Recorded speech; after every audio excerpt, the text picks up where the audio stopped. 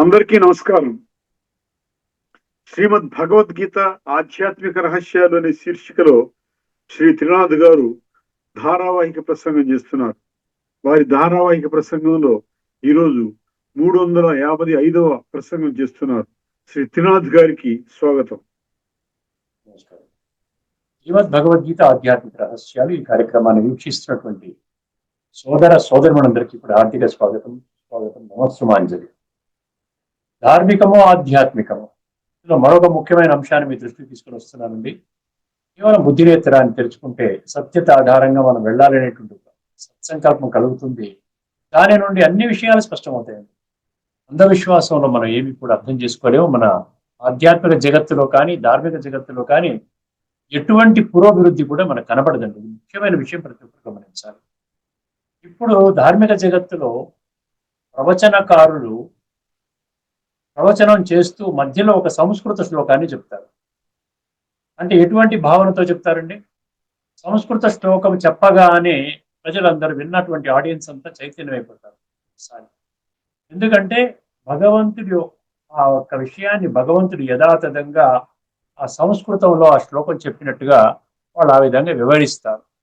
అంటే భగవంతుడి యొక్క భాష సంస్కృతము అన్నటువంటి ఒక విధానము ఈ యొక్క ప్రజలలో, భక్తులలో, ముఖ్యంగా ఇప్పుడు కలియుగంలో ఉన్నటువంటి భక్తులలో ప్రమరింది. ఇది ఎంతవరకు సత్యం ఆలోచించండి, గమనించండి. ఏ ప్రవచనంలోనైనా సరే మధ్యలో ఒక సంస్కృత వాక్యం పెట్టేసి దాన్ని వివరిస్తారు.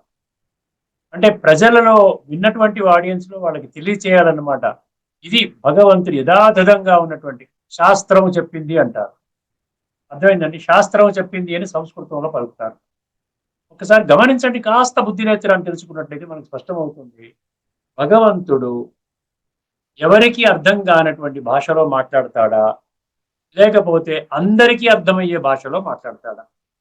ఎందుకంటే భగవద్గీతలో 137 శ్లోకాలు నేను అందరి వాడిని అని చెప్పుకున్నాడు.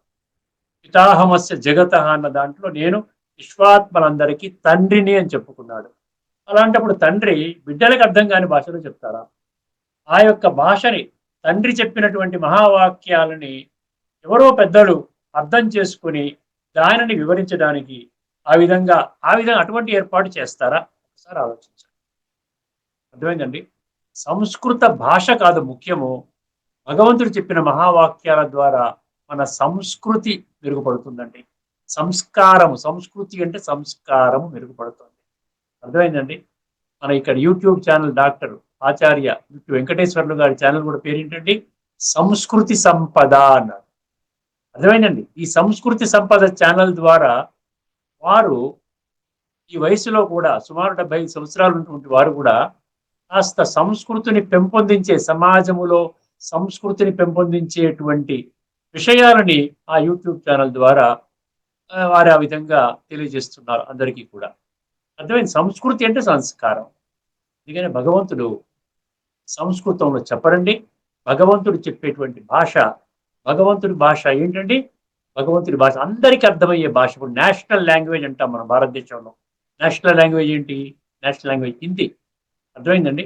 అందరికీ అర్థమవుతుంది. అందుకని భగవంతుడి యొక్క భాష డైరెక్ట్గా మాట్లాడినటువంటి విషయాల ఆధారంగా చెప్తున్నాను నేను. భగవంతుడి యొక్క భాష సంస్కృతం కాదు. సంస్కృతంలో అది అర్థం కాదు, మళ్ళీ దానికి అర్థం చేయించే వాళ్ళు పెద్దవాళ్ళు కావాలన్నమాట. అటువంటి వాళ్ళు అందరికీ అటువంటి వాళ్ళు దొరుకుతారా చెప్పండి? అంటే చాలా మందికి దొరకరు. కొద్ది మందికి మాత్రమే కాస్త సంస్కృతం జ్ఞానం ఉన్నవాళ్ళు కానీ, సంస్కృత పండితులు వాళ్ళకి అందుబాటులో ఉన్నవాళ్ళు కానీ తెలియజెప్తే జరుగుతుంది. అది ఎంతవరకు కరెక్ట్ ఆలోచించండి. భగవంతుడు ఇచ్చినటువంటి సందేశము హిందీలో చెప్పడం జరుగుతుంది. అది మొత్తం ప్రపంచానికి అత్యధిక శాతంలో ఉన్నటువంటి మనుషులకు అర్థమయ్యేటువంటి భాష. అందుకని ఇది గుర్తుపెట్టుకోండి. సంస్కృతము కాదు అక్కడ, సంస్కృతి, సంస్కార పరివర్తన చేసే విధంగా భగవంతుడి యొక్క జ్ఞానము ఆ విధంగా చెప్పడం ఉంటుంది అన్న విషయాన్ని మీ దృష్టికి తీసుకుని వస్తున్నాను. అర్థమైంది? ఇప్పుడు మనము గత ఎపిసోడ్లో మనం ఉపనిషత్తుల విషయాన్ని మనం విస్మరించాం. ఎందుకంటే కొంచెం ఒక శ్లోకాన్ని మనము చెప్పుకోవడానికి మనకి దానికి అనుకూలంగా తీసుకుని భగవద్గీత, ఇప్పుడు మనం ఏం చేస్తామంటే ఉపనిషత్తుల విషయాన్ని మీద ఫోకస్ చేస్తాము. వీలైతే ఉపనిషత్తుల తర్వాత మరొక శ్లోకాన్ని కూడా మనం కవర్ చేద్దామండి. కాస్త శ్రద్ధ వహించండి. ఇప్పటికే మీకు 350 ఎపిసోడ్స్ పైన మనం అర్థం చేసుకున్నారు కాబట్టి ఆ యొక్క దృష్టికోణంలో వెళ్ళేటువంటి వాళ్ళకి పెద్దగా మళ్ళీ వివరించవలసిన పని లేదండి. అర్థమైంది. ఎందుకంటే మూల సిద్ధాంతం అర్థమైపోయింది. ఆధ్యాత్మికత అంటే ఆత్మజ్ఞానము అర్థమైందండి. మనసు, బుద్ధి, సంస్కారాలు, సూక్ష్మతత్వాలు, ఆ సర్వాత్మలకి తండ్రి పరమాత్మ. ఈ ఆత్మ పరమాత్మ ఈ సృష్టి చక్రములో ఉన్నటువంటి మనుషులు ఏ విధంగా పరిభ్రమిస్తారో ఈ యొక్క జ్ఞానము ఆధ్యాత్మిక జ్ఞానము. దీనికి భిన్నంగా ఈ విధంగా రెండు కళ్ళతో చూసేటువంటి ఆ మనుషులు కానీ దేవతలు కానీ ఎవరైతే దేహదారులు పట్టుకుని దేహదారులు కానీ ఇదంతా కూడా ఏమవుతుందంటే ధార్మికం అవుతుంది. రెండు కళ్ళతో చూసేది ధార్మికము, మూడవ నేత్రంతో చూసేది ఆధ్యాత్మికం. ఏమైందంటే ఆత్మనేత్రం అంటారు. Third I of divine wisdom అంటారు. సో ఇప్పుడు మనం ఏం చేద్దామంటే మీకు ఈజీగా అర్థం అవుతుంది. ఇది చాలా అద్భుతమైన శ్లోకాలు, 2 మంత్రాలండి. అద్భుతం. మీరు వినే ఉంటారు ఇప్పటికి కూడా, చాలా ఫేమస్ మంత్రాలు అనమాట. ఉపనిషత్తుల్లో ఇదివరకే నేను తెలుసుకున్నటువంటి మంత్రాలు ఇవి. చాలా సులభంగా మీకు అర్థమవుతుంది. చాలా జాగ్రత్తగా వినండి. అమృత బిందు ఉపనిషత్తు అండి ఇది. అమృత బిందు ఉపనిషత్తు 2 మరియు 3 ఈ 2 మంత్రాలు అనమాట. మంత్రాలు ఏంటంటే 2వ మంత్రము మరియు 3వ మంత్రం. ఒకసారి జాగ్రత్తగా గమనించండి. ముందుగా మొదటి మంత్రంలో 3 పంక్తులు, 2వ మంత్రంలో 2 పంక్తులు, మొత్తం 5 పంక్తులు మీకు వివరిస్తే సరిపోతుంది. ముందుగా మొదటి మంత్రం యొక్క 3 పంక్తులు చదివేస్తాను. మన ఏవ మనుష్యాణం కారణం బంధమోక్షయోః. మన ఏవ మనుష్యాణం కారణం బంధమోక్షయోః. బంధాయ విషయాసక్తం ముక్త్యై నిర్విషయం స్మృతం అన్నాడు. బంధాయ విషయాసక్తం ముక్త్యై నిర్విషయం స్మృతం. తర్వాత దీని యొక్క మొదటి పదం ఏం చెప్తే చాలా ఈజీ కదండి.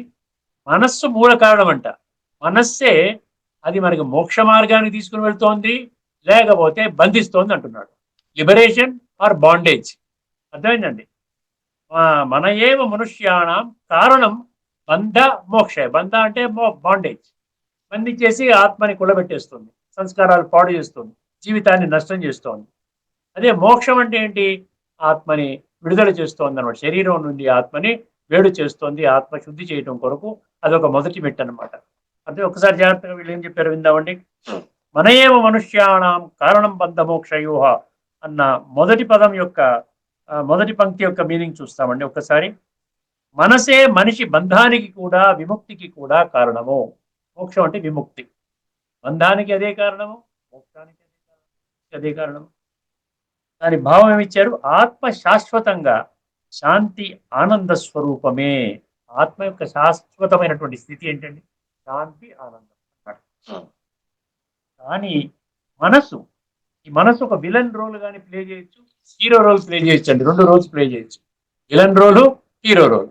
అర్థమైంది. మనసు ఏం చేస్తుందంట? విషయాసక్తితో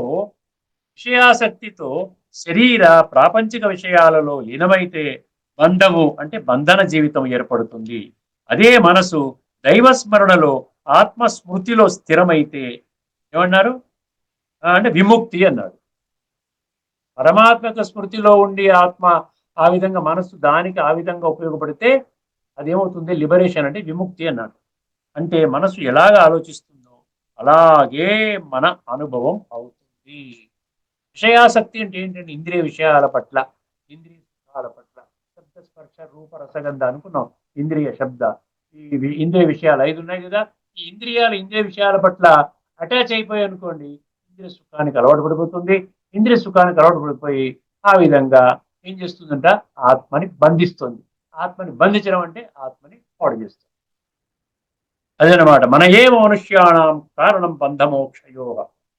బంధాయ విషయాసక్తం అన్నాడు. రెండవది చూడండి, బంధాయ విషయాసక్తం అన్నాడు. చాలా ఈజీ, చాలా సులభంగా అర్థం చేసుకోండి. ఇంద్రియ విషయాలలో ఆసక్తి కలిగిన మనసే బంధనానికి కారణం. ఇంద్రియ విషయాలలో ఆసక్తి కలిగిన మనసే బంధనానికి కారణము. దాని భావము ఇంద్రియాలు, భోగాలు, ప్రపంచ ఆకర్షణలు ఇవి మనసును దేహాభిమానములో కట్టేస్తాయి. కొంచెం ఎక్స్ప్లెనేషన్ అనమాట. అర్థం కొంచెం క్లుప్తంగా ఇచ్చారు. తర్వాత భావం అని చెప్పి కొంచెం ఎక్స్ప్లెయిన్ చేస్తున్నారు. ఇంద్రియాలు ఏం చేస్తాయంటే భోగాలు, ప్రపంచ ఆకర్షణలు ఇవి మనసును దేహాభిమానములో కట్టేస్తాయి. దేహాభిమానమే బంధనము అన్నారు. దేహాభిమానమే బంధనము. మనము నేను శరీరము అని భావించిన మరుక్షణమే బంధితం అవుతాము అంటున్నారు. నేను దేహం అంటే అన్ని వచ్చేస్తాయండి. దేహం అంటే ఏంటి? 23 ఉన్నాయి కదా, ఇంప్లిమెంట్స్ ఉన్నాయి కదా, 23 పార్ట్స్ ఉన్నాయి కదా. 5 పంచతత్వాలు, శరీరము, తర్వాత 5 జ్ఞానేంద్రియాలు, 5 కర్మేంద్రియాలు, 5 ఇంద్రియ విషయాలు, మనసు, బుద్ధి, సంస్కారాలు. దీనికి అధినేత ఆత్మ. అది మర్చిపోయినప్పుడు ఏమవుతుంది, మనం బంధితులు అవుతాం అంటున్నాడు. తర్వాత ఏమన్నా ముఖ్యై నిర్విషయం స్మృతం అన్నాడు. ముఖ్యై నిర్విషయం స్మృతం. ఎప్పుడైతే దేహ భ్రాంతి నుండి ముక్తి అవుతామో, విషయాల నుండి ముక్తి అవుతామో, నిర్విషయ అన్నట్టు సరే. విషయ అంటే ఇంద్రియ విషయాల పట్ల దాని మీద పడిపోయి ఆ ఇంద్రియ విషయాలను తీర్చుకోవడం కోసం జీవితాన్ని పణంగా పెట్టుకోవడం. అర్థమైంది. నిర్విషయ అంటే ఏంటి?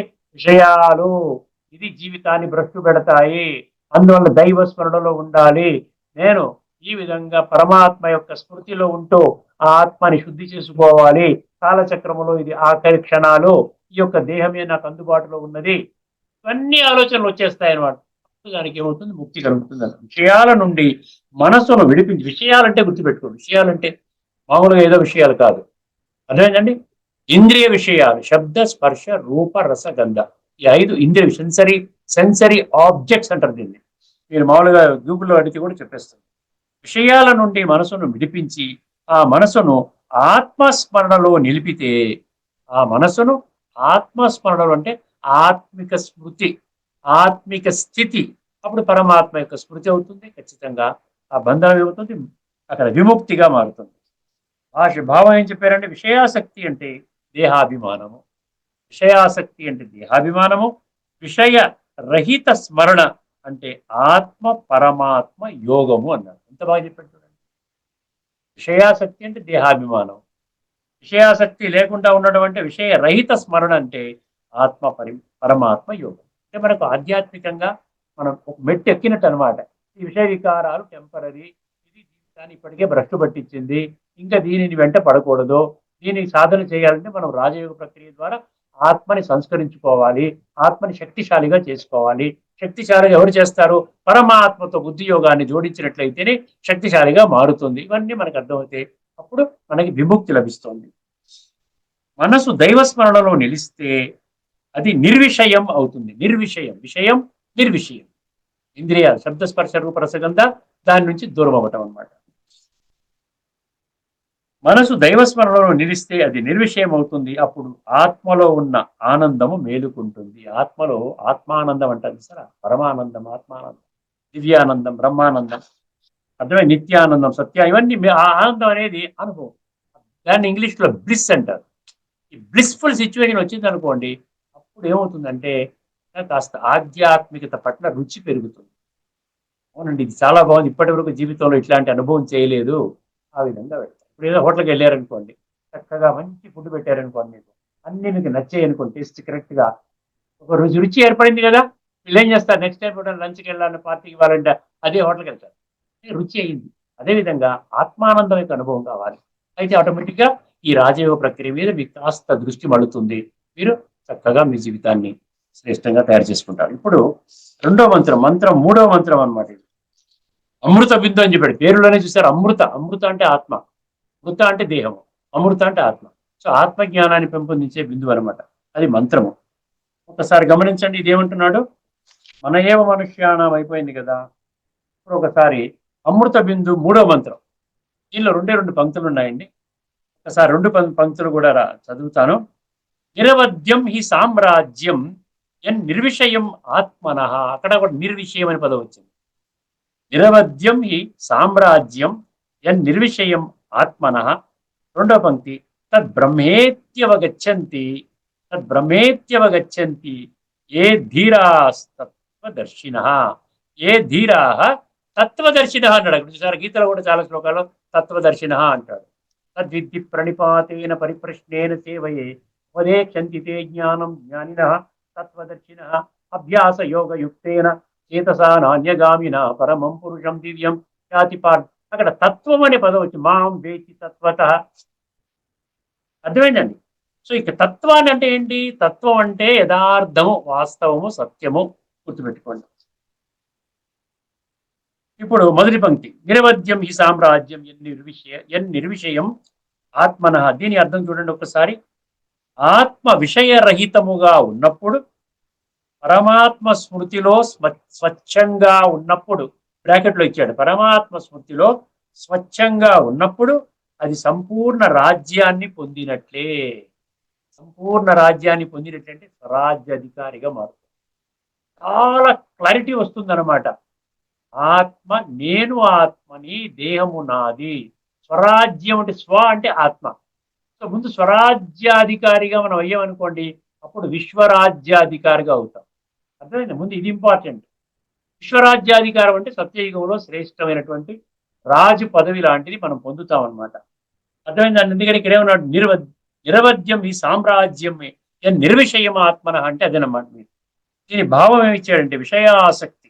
విషయాసక్తి అంటే విషయాల పట్ల ఆకర్షణ అని ఇచ్చారు. అట్రాక్షన్.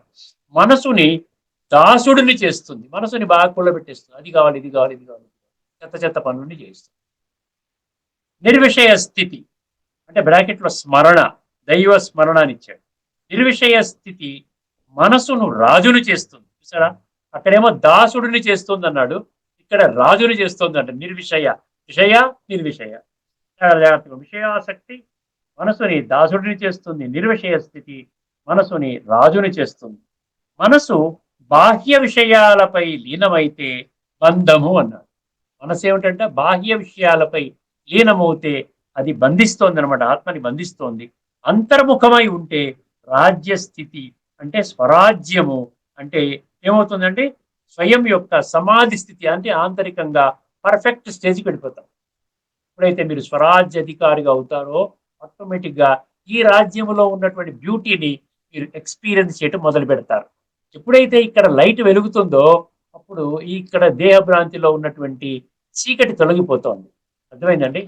అదే అన్నమాట ఇంపార్టెంట్ ఇక్కడ. ఎందుకని ఏమన్నాడు, అంతర్ముఖమై ఉంటే రాజ్యస్థితి, స్వరాజ్యం అంటే స్వయము రాజ్యస్థితి ఆ విధంగా అనుభవం అవుతుంది. రెండవది తద్బ్రహ్మేత్యవగచ్చంతి ఏ ధీరాస్తత్వదర్శిన అన్న దాని మీనింగ్ చూద్దాం ఒకసారి. ధ్యానములో స్థిరమైన ధీరులు అన్నాడు ఇక్కడ. ధీరులు అంటే ధైర్యవంతులు, పిరికి వాళ్ళు కాదు. వాళ్ళు ఏంటంటే మంచి విషయాలు తెలుసుకోవడానికి భయపడతాం ఈ రోజున. ఎందుకంటే బుద్ధి, మనసు, బుద్ధి, సంస్కారాలు, ఇంద్రియాలు ఇవన్నీ కూడా ఎటువైపు పెట్టేసాము, విషయాసక్తి వైపు పెట్టేసాం, ఇంద్రియ విషయాల కోసం పెట్టాం. ఎందుకంటే దైహిక భ్రాంతిలోనే మనం 63 జన్మలు మనం ప్రయాణం చేసాం. ద్వాపర యుగంలో 21 జన్మలు, కలియుగంలో 42, 63 జన్మలు దైహిక భ్రాంతితో కూడుకున్న ఒక్కసారి ఒక్క జన్మలో భగవంతుడు చెప్పినా పోతుందా, చెప్పిన పోదు. దానికోసం మనకేం కాదు. అందుకనే ఎన్నో ప్రయత్నాద్యతమానస్తు యోగి సంశుద్ధ కిల్బిష అనేక జన్మ సంసిద్ధ అంటాడు. జన్మ జన్మలుగా మీరు కాస్త మంచితనాన్ని కోరుకుంటూ ఉన్నట్లయితే ఇప్పుడు మీకేమవుతుంది, లేదండి ఇవన్నీ కాదు, ఇప్పుడు ఈ యొక్క కాలం యొక్క పిలుపు ఉంది, నేను ఆత్మని సంస్కరించుకోకపోతే నా జీవితము భ్రష్టు పడుతుంది అని మనం అర్థం చేసుకోగలుగుతాం.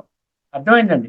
ధ్యానములో స్థిరమైన ధీరులు విషయరహిత స్థితిలో ఉన్న ఆత్మ చైతన్యమే బ్రహ్మము అని తెలుసుకుంటారు.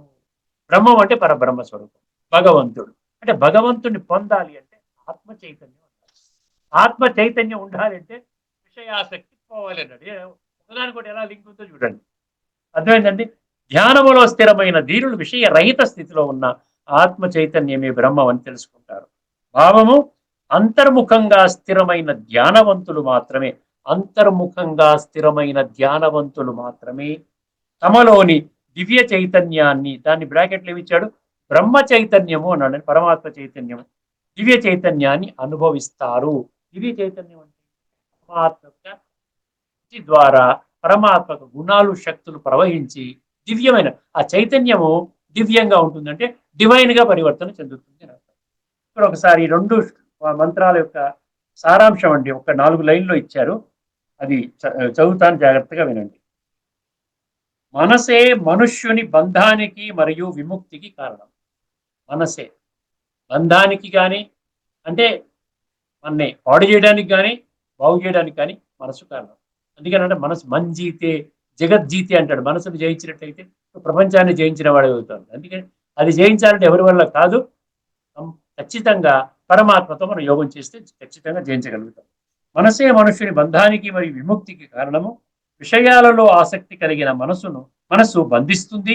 విషయ రహిత స్మరణలో ఉన్న మనసు విముక్తి ఇస్తుంది. బంధము మోక్షము. విషయరహిత స్థితిలో ఉన్న ఆత్మ నిర్దోషమైన రాజ్యాన్ని, స్వరాజ్య స్థితిని పొందుతుంది. స్వరాజ్య స్థితి అంటే ఈ యొక్క ఆత్మరాజ్యాన్ని అనుభవం చేస్తుంది. అంటే పరమాత్మ నుండి గుణాలు, శక్తులు అనుభవం చేసి ఒక నేనే అంటే ఆత్మిక స్థితి గట్టిపడుతుంది అనమాట. ఆటోమేటిక్గా ప్రయాణము చాలా ఈజీ అవుతుంది, సుగమం అవుతుంది. ధ్యానములో ధీరులు ఆ చైతన్య స్థితిని బ్రహ్మమని గ్రహిస్తారు. అర్థమైందండి?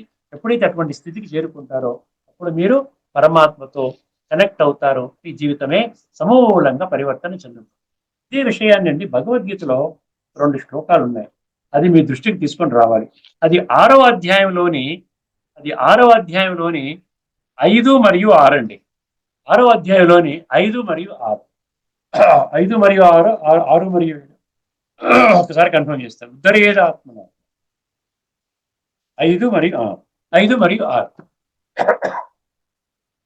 అందులో ఏమంటాడు? ఇక్కడేమో మనస్సు అన్నాడు, అక్కడ ఆత్మ అంటున్నాడు. అంతే కదా? మనసు కూడా సూక్ష్మము, మనసు కూడా సూక్ష్మము, ఆత్మ కూడా సూక్ష్మము. అర్థమైందండి? మనశ్శాంతి అంటాం, చనిపోయిన తర్వాత ఆత్మశాంతి అంటాం. ఈ 2 సూక్ష్మము. ఒకసారి ఈ శ్లోకాలు 2 వినండి, నేను చెప్తాను మీకు. తరేదాత్మనాత్మానం న ఆత్మానమవసాదయే ఆత్మైవ హ్యాత్మనో బంధురాత్మైవ హరిపురాత్మన బంధురాత్మాత్మనస్య నస్తస్య ఏనాత్మైవాత్మనాజిత అనాత్మనస్తు శత్రుత్వే వర్తేతాత్మైవ శత్రువత్. ఇది 6వ అధ్యాయంలో 5, 6. ఇది ఏం చెప్తుంది? ఏమి సింపుల్ అనమాట. ఏం చెప్తుందండి?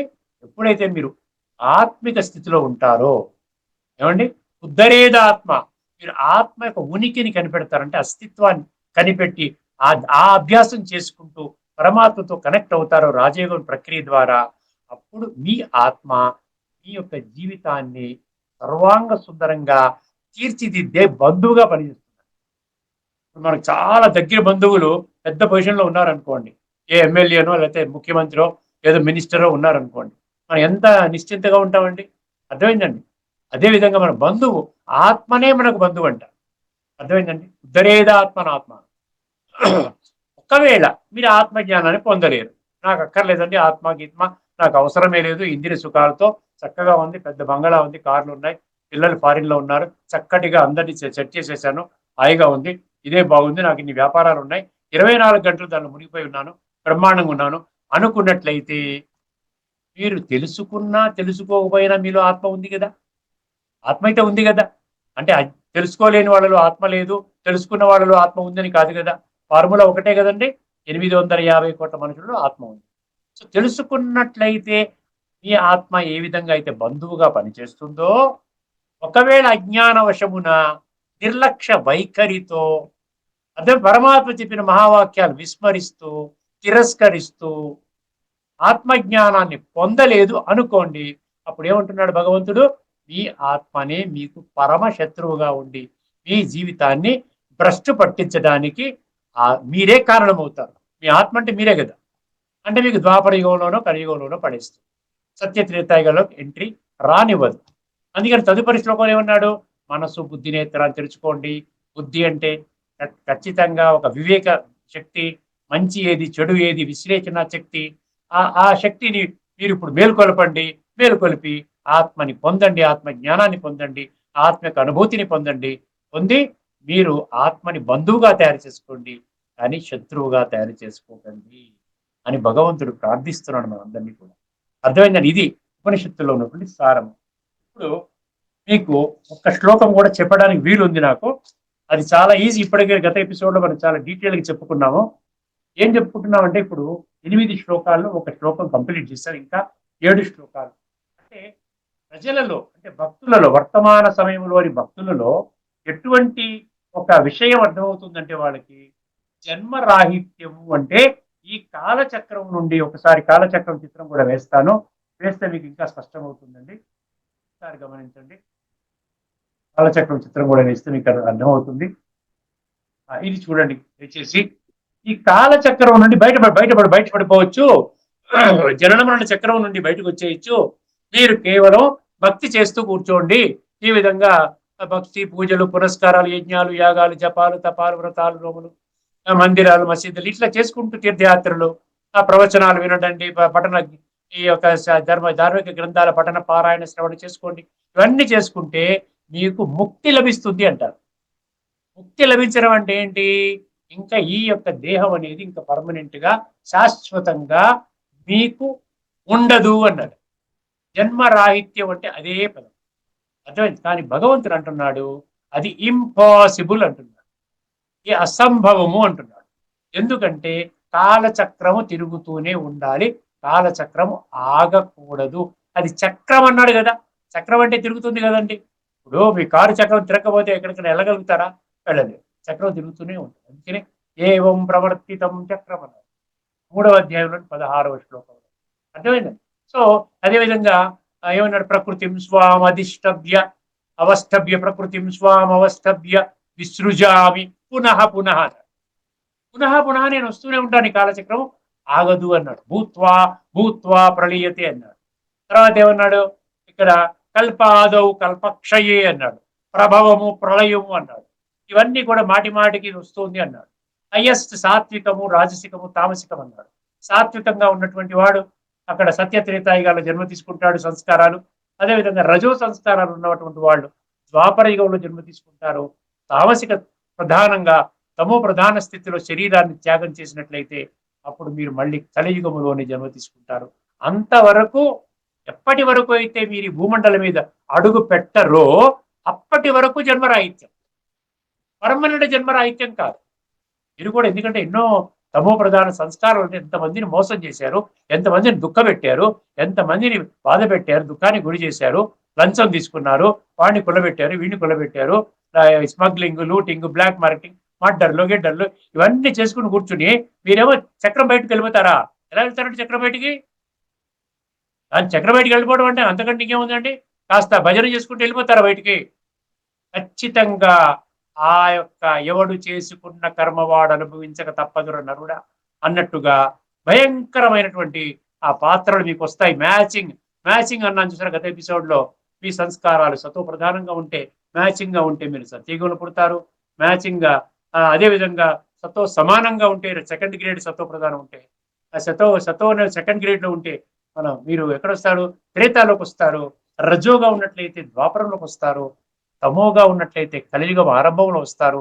తమో ప్రధాన స్థితిలో ఉంటే ఎటువంటి విధంగా మార్పు లేకుండా ఈ విధంగా ఒక్క జన్మకే మీ యొక్క ఇంద్రియ సుఖాలను పెట్టుకొని, ఈ ఒక్క జన్మకే స్వర్గాన్ని సృష్టించుకొని ఈ విధంగా ఎంజాయ్ చేస్తారో ఏమవుతారండి? మీరు కలియుగం యొక్క అంతిమ సమయంలో ఒక జన్మ కానీ, 2 జన్మలు కానీ, 3 జన్మలు కానీ భయంకరమైన జన్మలు తీసుకుని ఆ విధంగా మీ యొక్క కర్మ ఖాతా ఏదైతే నెగిటివ్ గా ఉన్నదో, కొన్ని కోట్ల మార్కులు ఉన్నాయో దాన్ని ఆ విధంగా అనుభవిస్తూ అనుభవిస్తూ తీర్చుకుంటారు అంటున్నాడు. ఇప్పుడు ఒక్కసారి ఈ బ్యాక్గ్రౌండ్ లో ఈ శ్లోకాన్ని వినండి. 8వ అధ్యాయంలోని 21వ శ్లోకం. అవ్యక్తో అక్షర అవ్యక్తో అక్షర ఇత్యుక్తః తమాహు పరమాం గతిం యం ప్రాప్య న నివర్తంతే తద్ధామ పరమం మమ. ఇది మామూలుగా ఇదివరకు చెప్పినట్టుగానే తద్భాసయతే సూర్యో న శశాంకో న పావక యద్గత్వా న నివర్తంతే తద్ధామ పరమం. ఈ ఈ 3వ పంక్తి 4వ పంక్తి 2 శ్లోకాల్లో సమానమండి.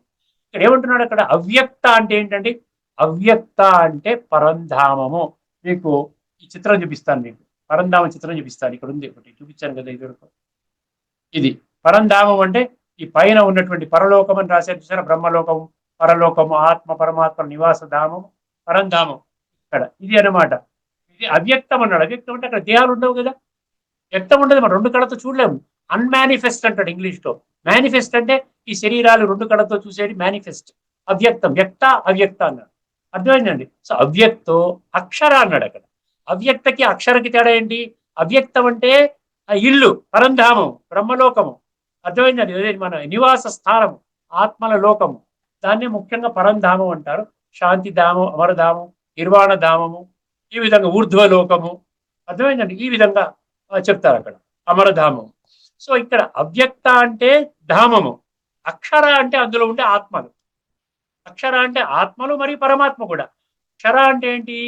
క్షర అంటే ఏంటి? క్షీణించడం, వినాశి. వినాశి అంటే దేహానికి వర్తిస్తుంది. సో దేహము లేని వాడికి ఏమంటున్నాడు? అక్షర. అందుకే 8వ అధ్యాయం పేరేం పెట్టాడు? 8వ అధ్యాయం పేరేంటండి? అక్షర బ్రహ్మ యోగం అన్నాడు. అక్షర అంటే ఎటువంటి వినాశీ దేహం, క్షీణించే దేహం అనేది లేనటువంటిది. అది ఆత్మలకి లేదు, పరమాత్మకి కూడా లేదు. అందుకని అవ్యక్త అక్షర ఇత్యుక్త. సో ఈ విధంగా చెప్పబడిందంట. ఉక్త అని చెప్పబడింది. ఏం చెప్పబడింది? ఇత్యుక్త తమాహు పరమాం గతి. అది పరమగతి అన్నాడు. అల్టిమేట్ గా పరమతి, పరమగతి. పరమగతి అంటే పరంధామం. పరంధామంకి ఆత్మ చేరుకున్నట్లయితే ఇక్కడ ఏం అర్థం చేసుకున్నారు మామూలు భాష్యకారులు? ఎంప్రాప్య నివర్తంతే. మళ్ళీ అక్కడికి వెళితే ఇంకా మళ్ళీ దేహాన్ని ధరించవలసిన పని లేదు. పర్మనెంట్ గా, శాశ్వతంగా మీకు ముక్తి లభించినట్లే. అప్పుడు భక్తులందరూ బాగా హ్యాపీగా ఖుషి ఖుషి అయిపోయి ఆనందపడతారనమాట. ఎందుకంటే ఇది కుళ్ళు ప్రపంచం. ఎంత డబ్బున్న వాళ్ళైనా బాధల్లోనే ఉన్నారు. ఎంత స్థితిగతిలో ఉన్నతంగా ఉన్న, ఉన్నత పదవిలో ఉన్నారు, అద్భుతమైన అందంగా ఉన్నారు, బ్రహ్మాండంగా ఉన్నారు, సంబంధాలు బాగున్నాయి, అయినా కాంతిగా ఉన్నారా? సదా స్థాయి సుఖాన్ని అనుభవం చేస్తున్నారా? ఆనందాన్ని అనుభవం చేస్తున్నారా అంటే లేదు. అందుకనే ఎప్పుడైతే ఈ ప్రవచనకారులు కానీ, పెద్దవాళ్ళు, గురువులు అనేవాళ్ళు, సాధువులు, సన్యాసులు, ఋషులు, మునులు ఈ యొక్క శ్లోకాన్ని తీసుకొని ఏం తీసుకుంటున్నారు అక్కడ? యద్గత్వా ననివర్తంతే. అక్కడికి చేరుకున్న తర్వాత ఇంకా మీకు పర్మనెంట్ గా ముక్తి. అది భగవంతుడు ఏమంటున్నాడు? అలా ముక్తి అయితే కాలచక్రాన్ని మూసేస్తున్నారా మీరు? కాలచక్రం తిరుగుతూనే ఉంటుంది. ఎక్కడ వరకు ముక్తి మీకు? కేవలం పరంధామంలో వెళ్ళిన తర్వాత అక్కడ కాస్త రెస్టింగ్ ప్లేస్ అన్నమాట అది. మళ్ళీ కాలచక్రం, కొత్త కాలచక్రం ప్రారంభమయ్యేంత వరకు అక్కడ మీరు కాస్త రెస్ట్ తీసుకుంటారు. అక్కడ మీకు దుఃఖం ఉండదు. సంప్రాప్య నివర్తంతే అంటే అదనమాట. అక్కడ మీకు మళ్ళీ దుఃఖము, బాధలు ఏదైతే కలియుగం యొక్క అంతిమ సమయంలో అనుభవం చేశారో అటువంటిది ఏమి ఉండదు. కానీ మళ్ళీ మీ సంస్కారాలకు అనుగుణంగా మళ్ళీ కాలచక్రములో మళ్ళీ మీ ప్రయాణం ఈ కాలచక్రములో మీ సంస్కారాలకు అనుసారంగా సత్వ, రజో, తమో, సత్యయుగము, త్రేతాయుగము, ద్వాపర యుగము, కలియుగములో మళ్ళీ మీ పాత్ర అదే విధంగా రిపీట్ అవుతుంది అంటున్నారు. అర్థమైంది? ఇది ఇందులో ఉంటుంది. అవ్యక్తో అక్షర తమాహు పరమాం గతిం ఎంప్రాప్య నివర్తంతి తద్ధామ పరమం మమ. దాని భాష్యకారులు ఏం చెప్పారో చెప్పుకొని మనం యొక్క ఎపిసోడ్ ని మనం సంపన్నం చేసుకుందామండి. 8వ అధ్యాయంలోని 21వ శ్లోకము. ఒక్కసారి ఈ చిత్రం తీసేస్తాను ఇప్పుడు మీకు, లేకపోతే కాలచక్రం పెడతాను. ఈ కాలచక్రం పెడతాను. ఈ అవ్యక్తమునే అక్షరము అనియు అందురు. ఇక్కడ అవ్యక్తమునే అక్షరము కాదు. అవ్యక్తం అంటే ప్లేస్, అవ్యక్తం అంటే పరంధామము, అది ఇల్లు. ఇంట్లో ఉండేటువంటి వాళ్ళు అక్షరులు.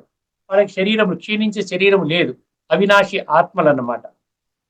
ఈ అవ్యక్తమునే అక్షరము అని అందరూ ఇదియే పరమగతి మరియు నా పరమధామము. అది కరెక్టే. ఈ సనాతన అవ్యక్తమును అనగా నా పరంధామమును చేరిన వారు మరలా తిరిగి రారు. అర్థమైందండి? ఇది తప్పనమాట. మరలా తిరిగి రారు అనేది జన్మరాహిత్యం అంటే 37 శ్లోకాల్లో మనం ఏదైతే చర్చించుకున్నాం ఒకసారి ఆ 37 ఎపిసోడ్స్ మళ్ళీ వినండి. అప్పుడు మీకు అర్థమవుతుంది జన్మరాహిత్యం గురించి ఎక్కడ పరమాత్మ గీతలో ఆ విధంగా చెప్పలేదు. కాలచక్రంలో జన్మలు తీసుకోవలసిందే, సంస్కారాల అనుసారంగా తీసుకోవాల్సిందే. సంస్కారాలు బాగు చేసుకున్న వాళ్ళు మాత్రమే రాబోయేటువంటి సత్యయుగంలో జన్మ తీసుకుంటారు. ఈ విధంగా ఒక 37 శ్లోకాల్లో చెప్పిన తర్వాత కొన్ని ఒక 5, 6, 7 శ్లోకాల్లో చెప్పినట్టు విధానం తీసుకొని ఈ కాలచక్రం నుంచి బయటికి వెళ్ళిపోతారు అన్నది అనేది అది కరెక్ట్ కాదు. ఎందుకంటే ఇదే భాష్యకారులు మళ్ళీ మీరు జాతస్య హిద్రువో మృత్యు చెప్పారనుకోండి, అప్పుడు ఏం చెప్తారు అక్కడ? పుట్టినవాడు మరణిస్తాడు, మరణించిన వాడు మళ్ళీ జన్మ తీసుకుంటాడు, ఇది అనివార్యము, అందువల్ల మీరు దుఃఖపడకండి అర్జున అని అక్కడ చెప్తారు. అక్కడ ఆ విధంగా భాష్యము, ఇక్కడ ఈ విధంగా భాష్యం ఇస్తే రెండిటికి కూడా క్లాష్ అవుతోంది. అందుకని భగవంతుడు ఏం చెప్తున్నాడు? టెంపరీగా రెస్టింగ్ ప్లేస్, పరంధామంలో రెస్ట్ తీసుకుంటావు, తర్వాత మళ్ళీ కాలచక్రం రావాల్సిందే. కంప్లీట్ గా ఈ చక్రం నుండి ఎస్కేప్ అవ్వడానికి అవకాశం లేదు అంటున్నారు. ఇదండి ఇప్పుడు మనం ఈ శ్లోకంలో మనం చర్చించుకున్నటువంటి విషయము. అందువలన తదుపరి ఎపిసోడ్ లో మరొక విషయం ఇదే విధంగా పునర్జన్మ న విద్యతే అంటూ మనం కన్ఫ్యూజ్ అయిపోయాం కదా. ఈ యొక్క స్పష్టతని మీ అందరికీ అందించడం కొరకు పరమాత్మనే ఈ విధంగా ఒక 45 శ్లోకాలు మీ దృష్టికి తీసుకొని వస్తున్నారు. అదేవిధంగా మరొక ఉపనిషత్తులో మరొక శ్లోకాన్ని, మరొక మంత్రాన్ని కూడా మనం తీసుకుందాం. ధార్మికము, ఆధ్యాత్మికంలో కూడా మరొక అంశాన్ని తీసుకుందాము. తదుపరి ఎపిసోడ్ లో మళ్ళీ మనం కలుసుకునేంత వరకు అందరికీ సెలవండి. నమస్కారము. లోకా సమస్తా సుఖినో భవంతు. ఓం శాంతి. శ్రీమద్ భగవద్గీత ఆధ్యాత్మిక రహస్యాల తత్వసారాన్ని మనకు సవివరంగా విశ్లేషించిన శ్రీ త్రినాథ్ గారికి ధన్యవాదాలు. నమస్కారం.